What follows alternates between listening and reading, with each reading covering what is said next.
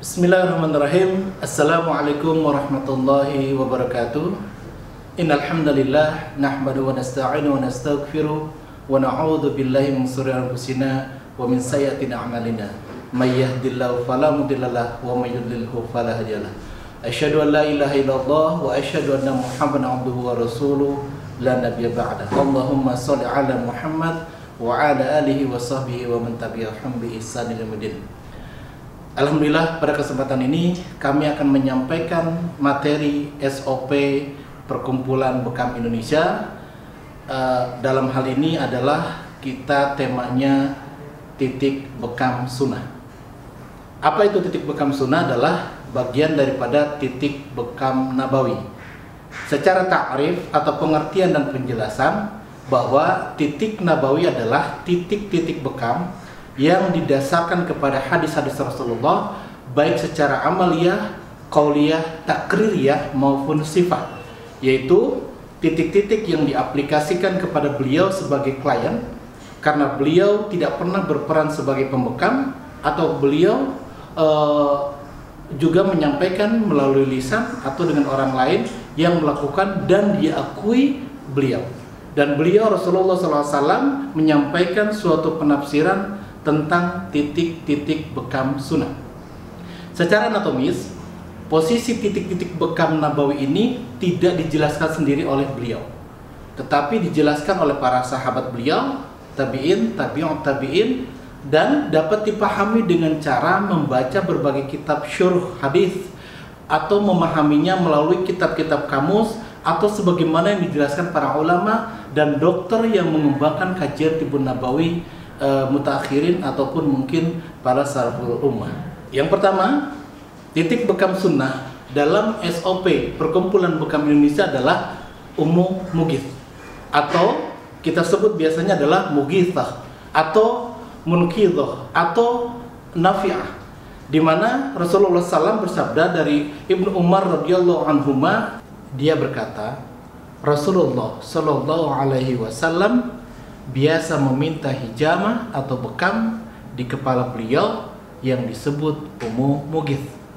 Di takhrij Al-Khatib di dalam kitab Tarikh Baghdad bab 13 halaman 95, di tahqiq Al-Albani sebagai hadis hasan dalam kitab Sahih Al-Jami hadis nomor 4928.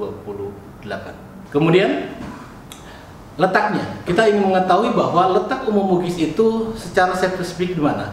Umum mughith atau mughithah atau munqidhah atau nafi'ah, posisi dan kegunaannya ini juga harus dipahami oleh agar kita semuanya juga bisa memahami secara tepat dan jelas dan benar. Yang pertama, posisi titik umum mughith itu di bagian atas dari kepala, yakni pertemuan dua garis tengah kepala dari depan ke belakang dan dari garis lurus kedua telinga, yaitu pada sagittal sutur di depan posterior fontanel atau mengenai parietal foramen.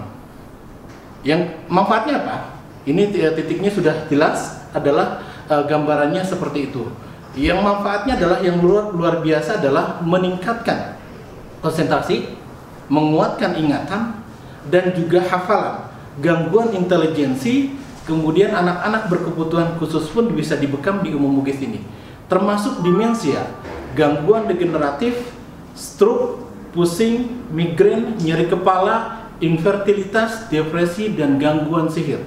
Jadi itu adalah manfaat daripada umum mughith. Yang kedua, al-hammah. Posisi al-hammah, ada beberapa pengertian tentang makna al-hammah secara umum ketika disebut dengan al-hammah.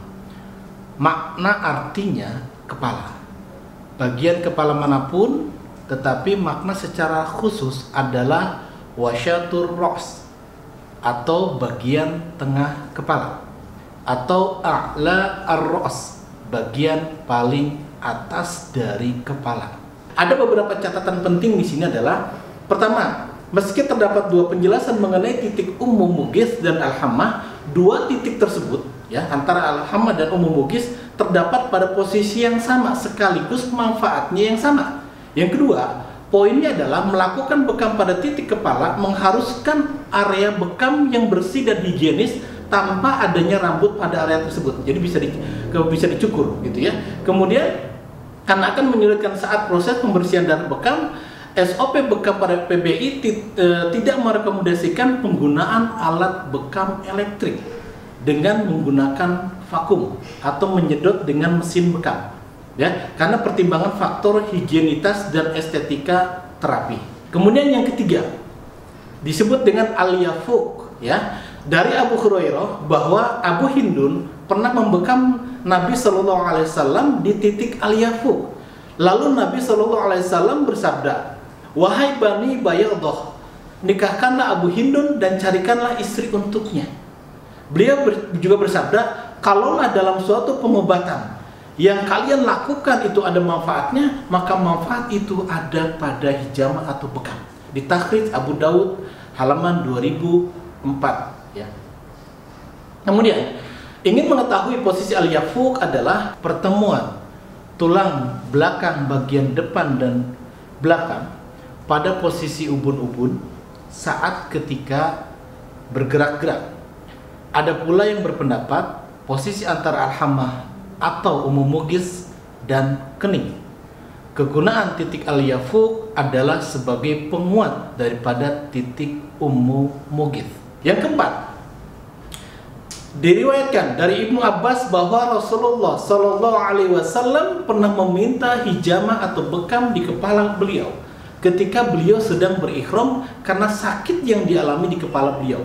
Di Takhrij Abu Daud halaman 1838, disahihkan Nasional Albani dalam Sahih wa Dhaif Sunan Abu Daud bab 4 halaman 336.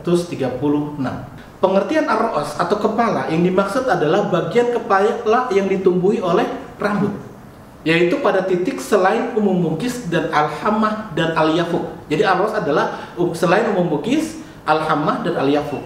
Pembekam sedikit gambaran sini ada sebuah yang harus kita perhatikan adalah pembekaman pada area kepala dibatasi maksimal 3 titik, termasuk titik bekam yang utama, yaitu umumugis atau al-hamah atau al-yafuq. Pelaksanaannya sebaiknya tidak sekaligus, tetapi bergantian atau mengikuti kepada kekuatan klien. Jika kondisi klien, maka tadi dimaksimalkan atau diutamakan satu-satu terlebih dahulu. Kemudian yang kelima, al-akhdain. Yang kelima adalah al-akhdain, ya. Dari Anas bahwa Nabi Shallallahu Alaihi Wasallam pernah meminta hijamah di al-akhdain dan kahil. Di Takhrij Abu Daud halaman 3862 dan Ibnu Majah halaman 3483 dan Ahmad halaman 12212. Posisi al-akhdain adalah dimana sebagaimana disebutkan dalam Syarh Musabbih, posisinya terletak di sepanjang dua sisi leher di antara kedua pundak di bawah tumbuhnya rambut. Sementara dalam kitab An-Nafatih fi Syahril Masyabih disebutkan bahwa posisinya